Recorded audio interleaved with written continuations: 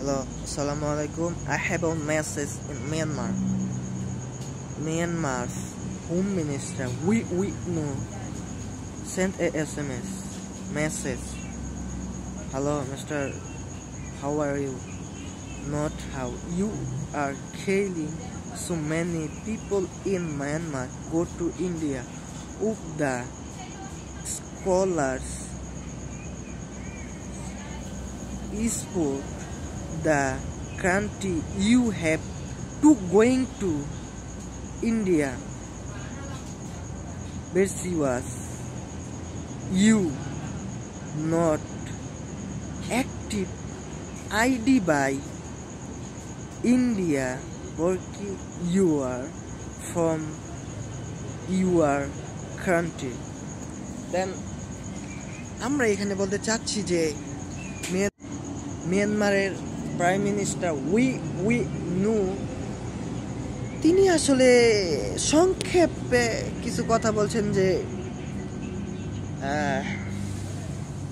বাংলাদেশের আর্মি সেনাবাহিনী and police like Myanmar Arkan Army তারা আসলে বাংলাদেশের আর্মিরা বাংলাদেশের পুলিশ গণহত্যা চালাচ্ছে আরকান আর্মিদের উপরে। আসলে এটা আপনারা বিশ্বাস করলে আমরা বিশ্বাস করি না, কারণ যে border in Bangladesh and Myanmar, আপনাদের বর্ডারে আপনারা আরকান আর্মি রাখছেন, এটা ভালো কথা।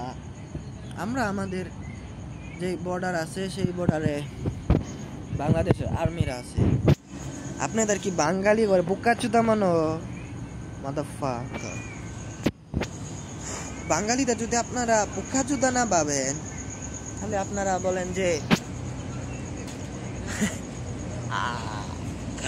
ভবিষ্যতে Bangladeshi and Bangali scholar and ইসলামী সংগঠন জামাতে ইসলাম in বাংলাদেশি সংগঠন and scholar active now. Future, my future, your future, and people in Myanmar future. যে ভবিষ্যতে যদি বাংলাদেশ দখল করে বাংলাদেশি আলেম উলামা এবং হুজুর and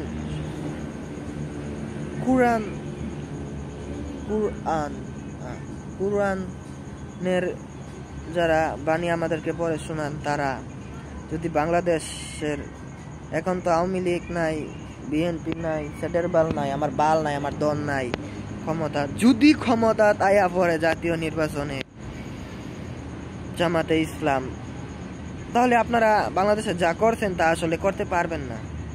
আপনারা এই ইউনূসের আমলে, আওয়ামী লীগের আমলে যেভাবে আসছিলেন বা যেভাবে থাকতেছিলেন সেভাবে থাকতে পারবেন না। হয়তো বা আপনাদেরকে ইসলামের আইন, ইসলাম যা বলে, মুসলিমরা যা বলে এবং কুরআন যা বলে সেই সব অনুযায়ী আপনাদের থাকতে হবে, বা আপনারা থাকতে পারবেন সেইভাবে থাকতে পারলে। তাই আপনারা যদি এইভাবে না থাকতে পারেন, আপনাদের যদি এতই সেক্স থাকে, সোনার মাঝে সেক্স থাকে, ওরা যদি সেক্স থাকে, তাইলে আপনারা ইন্ডিয়াতে চলে যান। Going to India, welcome to India. ইন্ডিয়াতে গেলে আপনাদের ভালো হবে যে আপনারা ফ্রি সেক্স করতে পারবেন। দেন সেইখানে আপনারা জনগণের সামনে এবং সেই দেশের পিপলদের সামনে আপনারা সেক্স করতে পারবেন। যেমন আপনাদের থাকার সমস্যা, খাওয়ার সমস্যা, এইটার সমস্যা, ওইটার সমস্যা, একজন রোগী বা একজন অসুস্থ মানুষকে হাসপাতালে মানে নিয়ে যাওয়ার মতো অ্যাম্বুলেন্স, সরকারি বেসরকারি অ্যাম্বুলেন্স নাই আপনাদের ওইদিকে।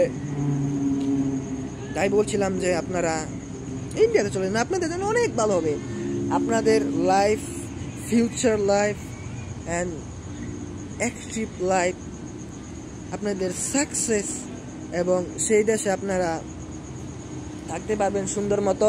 দিন শেষে গোবর খাবেন, 3 বেলা গোবর খাবেন, পানির বদলে গরুর ছানা খাবেন, যেমন গরুর মুত মাইয়াগর মুত বা গরুর প্রস্রাব খাইবেন, এটা আপনাদের অনেক ভালো। দেন আপনাদের এটা নিয়ে প্রাউড ফিল করা দরকার যে আমরা ভবিষ্যতে বা এখনো অ্যাক্টিভ নাও, আমরা এখনো ইন্ডিয়ার দালালি করি। দেন ভবিষ্যতে আমরা বাংলাদেশকে ইন্ডিয়া করে সেখানে বসবাস করি। তার জন্য বলছিলাম যে আপনাদের জন্য সুন্দর একটা জায়গা,